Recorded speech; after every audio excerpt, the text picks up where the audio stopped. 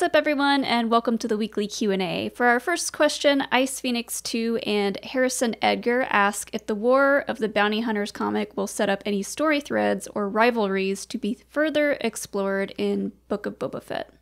I want to talk about Durge.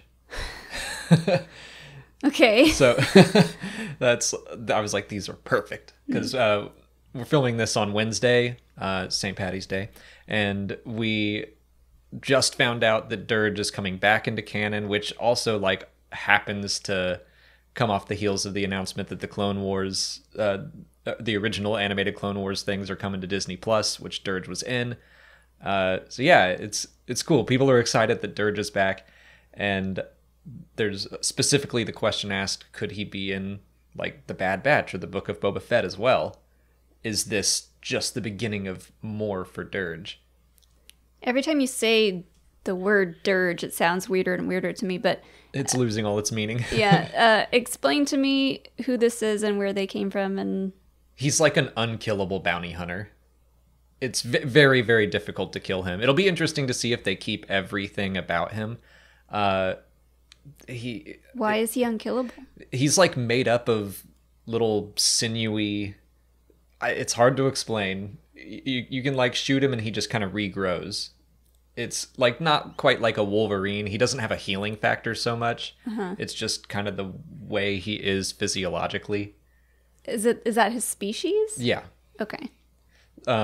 Mostly he just has cool armor. You know, he was one of those like badass bounty hunters. He jousts in the Clone Wars thing on a speeder bike. I mean, he's just kind of over the top and fun.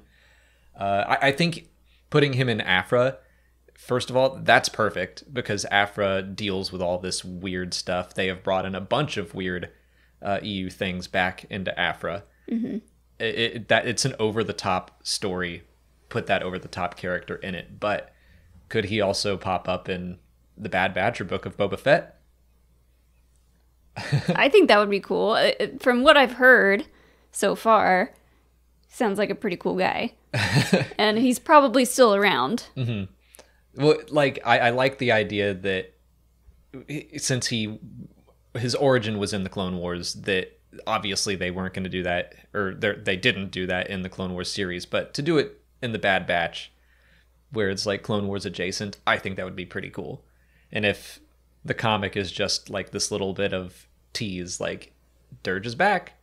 And Charles Soule even tweeted something like, this is just the beginning, which I don't know if he was referencing Durge specifically or like we're going to bring a lot of other stuff back as well. But I would like to think that maybe this is just a little hint of more to come. Now, I think it's more likely that he would be in the Bad Batch than the Book of Boba Fett. I don't know how well he would translate to live action. I think it sounds like it would be way cooler in live action. It would be wild to see.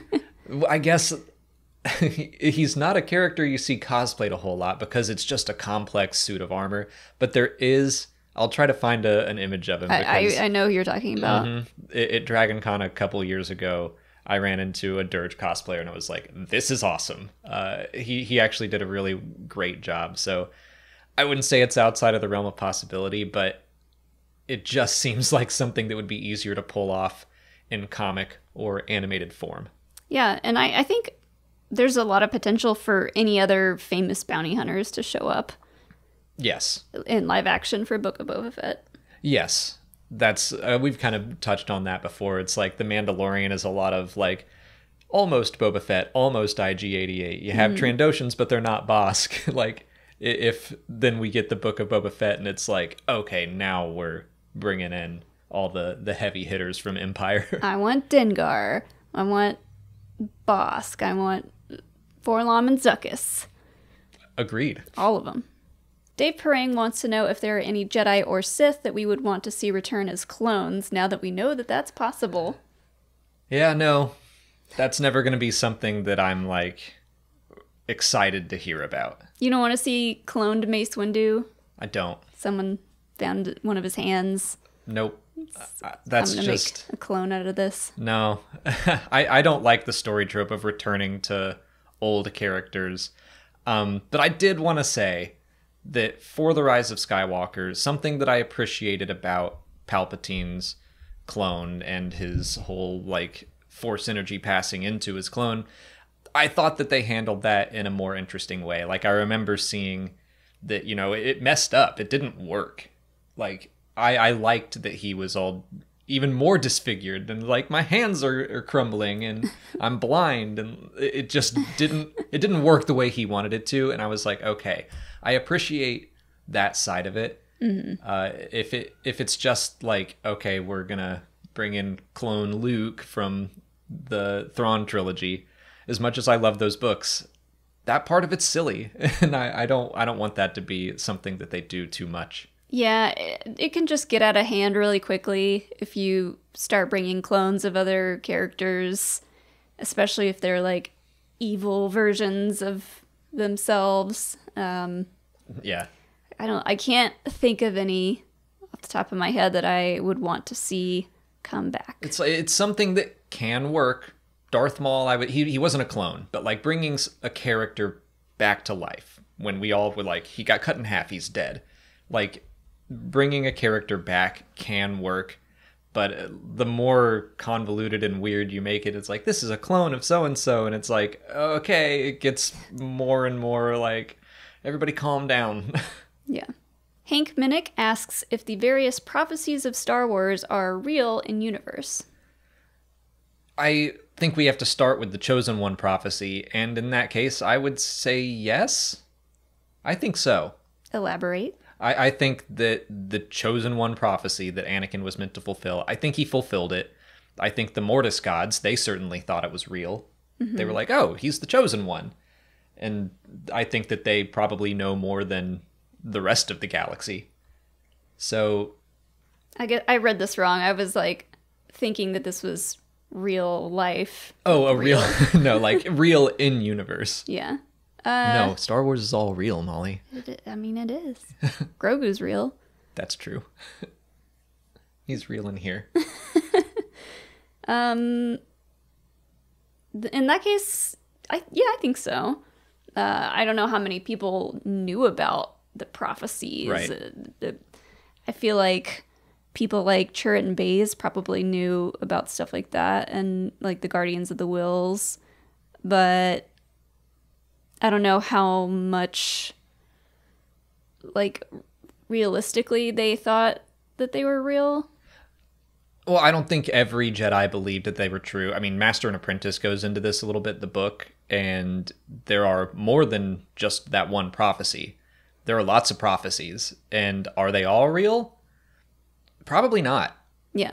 It's kind of like, I don't want to get into the Bible, but there's lots of stories in the Bible, and not all of them are taken literally. Right. And it's like one of those, where did these prophecies in universe even come from? Yeah. Who wrote these? Did someone just make a guess, or like had a vision in the Force, or like, we don't know. But I would say Master Sanube. He's the original creator of prophecies. Okay, I'm fine with that. The prophecy that Tara Sanube wrote like 3 weeks ago. Yeah, he's like, this is a good one. Harry West wants to know what happens to Padawans if their masters die before they are knighted. Harry asks if the Padawan gets another master, and yes, that's exactly what happens in Into the Dark. I mean, the High Republic has had a handful of Padawans lose their masters. Yeah, and I was thinking of one from the Light of the Jedi. Was he already a knight? I believe Bell is offered to be knighted, but he doesn't want to do it without his master. Yeah, he doesn't want to do it because he doesn't believe in his heart of hearts that Loden Greatstorm is dead or gone forever. And he's not. Go save him. Yeah. But yes, Reath Silas, his master, does die. Confirmed.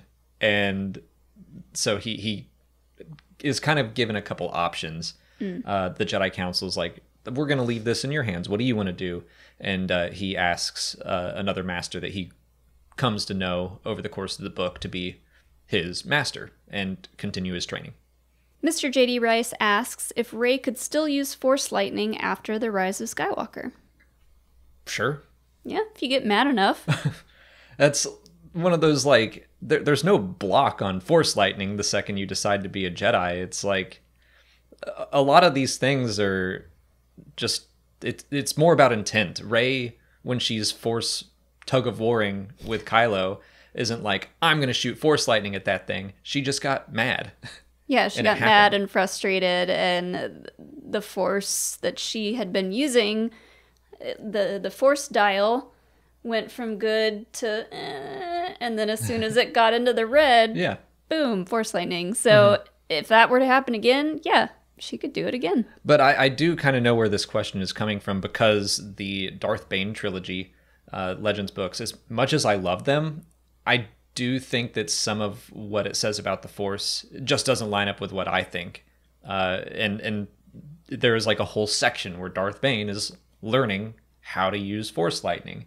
And it's like, you got to do this and this and this. And it's like, the Force in all of the movies and in the Clone Wars and everything, it's so much more about just your intent and your emotions. And yeah, so Rey wouldn't want to use Force lightning after the Rise of Skywalker, I'm sure.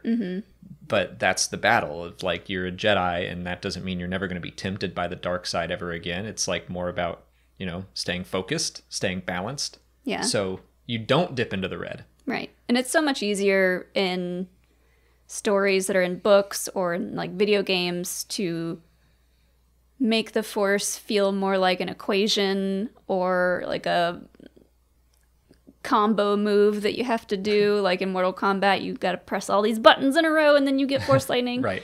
That's just how those stories were written and how some games were made. But yeah, that's not how the Force works. It certainly doesn't help that, yeah, just over these years and years of storytelling, I would say that the handling of the Force has been pretty inconsistent, and I think they're trying to make it more consistent now. But yeah, video games, especially when you have different powers like Force Crush or Force Choke or Force this, and like, that's all just telekinesis. You're just using telekinesis to choke someone or crush their lungs like Mace Windu did to Grievous in the Clone Wars animated thing. So, like, that's all just the same. It's using telekinesis to do something different. It's not like, today I learned Force Crush. I'll check that off my list. Like, yeah. I'm going to learn Force Nap.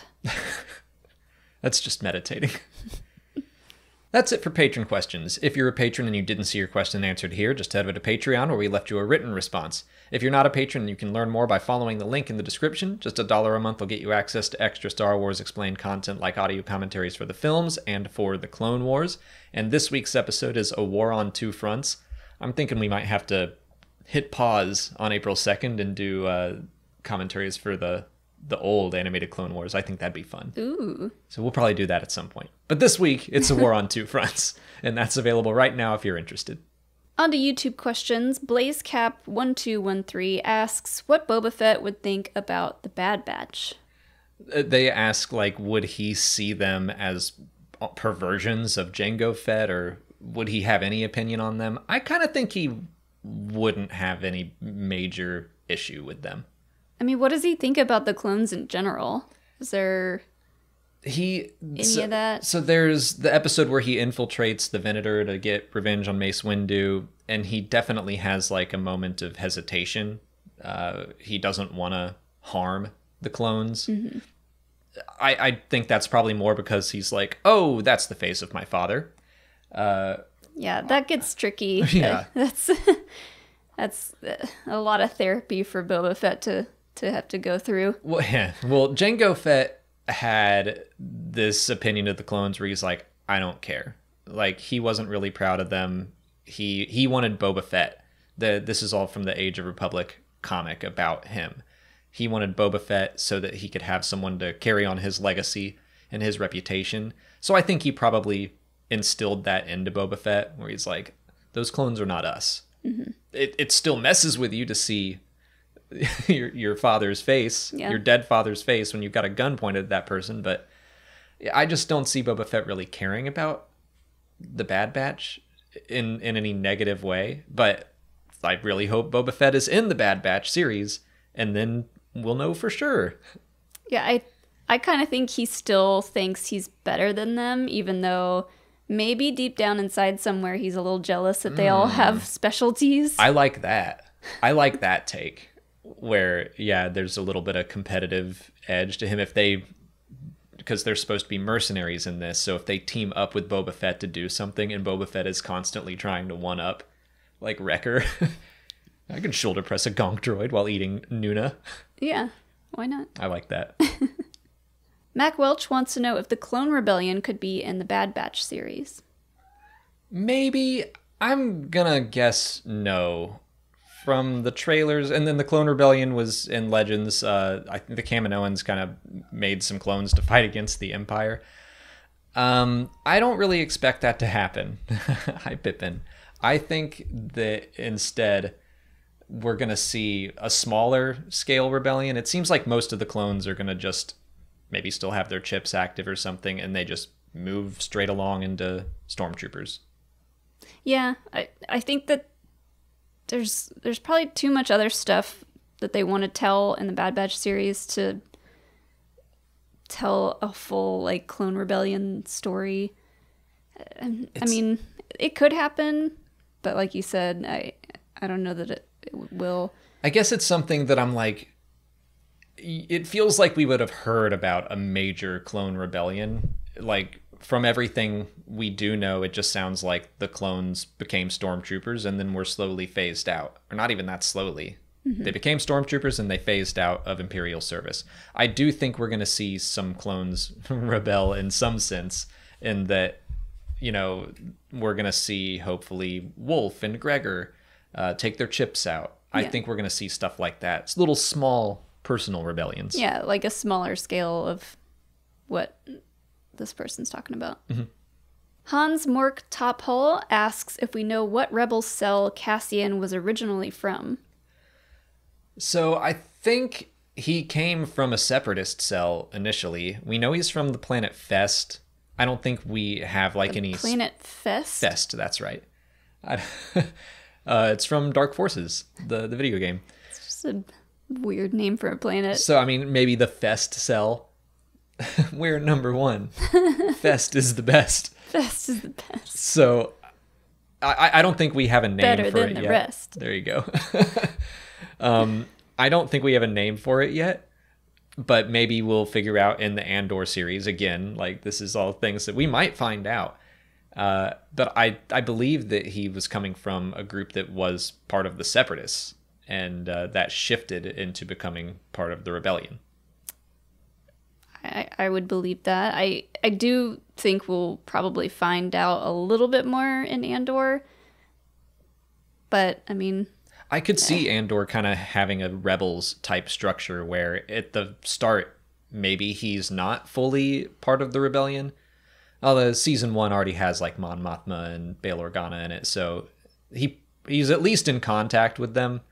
But I was wondering if we would kind of get to see him start in a smaller cell that grows into the larger rebellion. Yeah, I could see him like starting in one kind of more like the Partisans, more guerrilla warfare and like more intense, and then, you know, going and teaming up with people like Mon Mothma and toning it down a little bit. I think, or not. I think his sister is supposed to be a character in the show. I feel like I read that somewhere. So yeah, I think we could see it maybe be like a little family venture at one point. Yeah, I mean, if he's been in it since he was 6, his family had to have been part of it, unless he was like abandoned. Which, again, I believe he is too old. If you take 19 years off of A New Hope, I think that he would have been fighting in the Clone Wars as a 6-year-old. Cypher Foxy wants to know if Pelion survived the events of Star Wars Rebels. Man, I really hope so. I think... What's the last time we saw him? We only heard him. So he's in the season finale, or the series finale of Rebels, and when all the Purrgil are coming out of space, Thrawn is like, Pelion, what's happening? And he just like is very scared, and I think you hear the Purrgil hit him or take him away or something. My hope is that the Purrgil came and like took the entire fleet that Thrawn had out into the to wherever. We always say the unknown regions, but we have no idea where the Purrgil took him. Wherever they wanted. But yeah, I hope that Pelion is alive. I want to actually see him. Loved him from Legends. Do you think we'll see him in live action, or... Well, are the rumors still true about a Rebels sequel animated thing? I don't know anymore. I don't know either. I think if we see Thrawn somewhere in live action, I think we should get Pelion too. I hope so. That's all the time we have for questions today. If you want to leave a question for next week's video, just put it in the comments below or sign up for Patreon to join our weekly Q&A discussion. If you haven't already, please like this video, subscribe to the channel. Follow us on Twitter, Instagram, Facebook, and Twitch. And as always, thanks for watching, and may the Force be with you.